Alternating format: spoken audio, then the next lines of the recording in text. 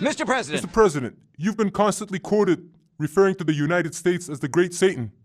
Can you tell us more specifically what you mean?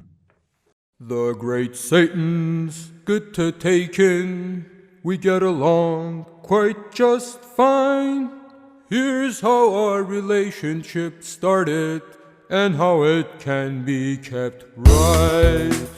70s was out of close with the power as we rose. We had to put a bridle on the Satan's horse. Always seized their embassy and they took it on the nose. Crowbars were exploded but the file was closed. The more we kick, the more they wink. A moderate horse is what they seek. But they don't know that this sorry part has never bred such a horse since its dawn. Every term said for talk, they complied without a frown. On the terror list, my opposition's written down, and the reasons are not needed as the Red Queen has prescribed. Have them executed first and then have them tried. We fooled the Satan, we fooled the West. They suppressed their worries as for the rest. the regions held tight in our fists. Wanna be a Moed remains on the list. Atomic bomb was our main defense. It got exposed but we did not relent. But we barely need a last escape if the PMO ever has its day. In talks with the Satan and his friends, they're easy to deceive.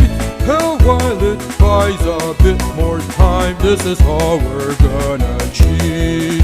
Istanbul, Brussels, Vienna, sanctions and all his threats. Great Satan won't be any harm so long as there